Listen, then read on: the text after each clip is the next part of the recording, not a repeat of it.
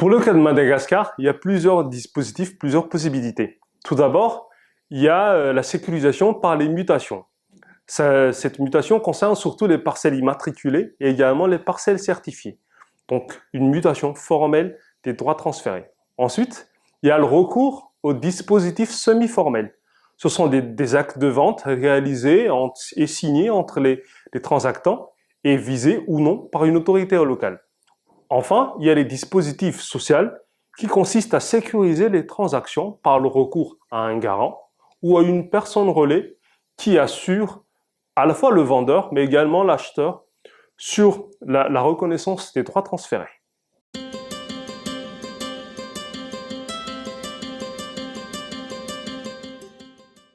La majorité des transactions, surtout en milieu rural, sont des transactions dans le cadre informel.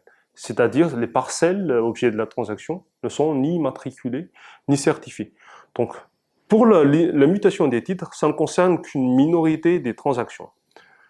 Concernant les mutations des certificats fonciers, la certification foncière, c'est une innovation sur la législation foncière à Madagascar. Mais cette innovation a oublié de préciser les modalités de mutation du certificat foncier. Les mutations sont faites à l'initiative des agents locaux, mais qui ne sont pas encore cadrées par la loi foncière à Madagascar. Ce qui nous ramène à l'usage des documents semi-formels. Elles constituent la majorité de la documentation de la sécurisation des transactions. Donc ça, c'est visé par un chef de Fonctin, qui est l'autorité de base, soit par un maire. Ce dernier dispositif est assez abordable parce qu'elle ne nécessite pas une longue procédure et le coût est également assez accessible pour les ménages. On parle de moins d'1 € pour viser des actes de vente. Enfin, pour le dispositif social qui fait appel à des réseaux, à des garants, il faut d'abord que l'acheteur et le vendeur aient confiance en la personne qui se porte garant de la transaction.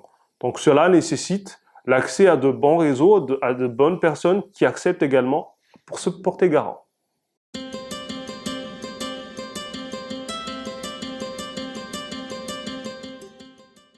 Pour la mutation des titres fonciers, je ne vais pas en parler parce que ça ne concerne qu'une minorité.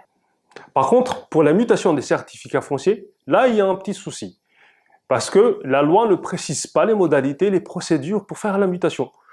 Cette absence, ce vide juridique pourrait causer des remises en cause des droits acquis par les acheteurs. Parce qu'effectivement, quand la loi ne dit pas comment le faire, donc les initiatives prises uniquement à l'échelle locale peuvent être un jour remises en question.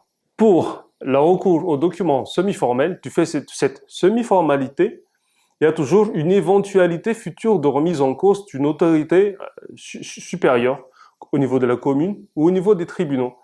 Mais il faut toujours se rappeler que les transactions sont généralement faites à l'échelle locale, donc entre les membres de la famille, entre les personnes qui se connaissent.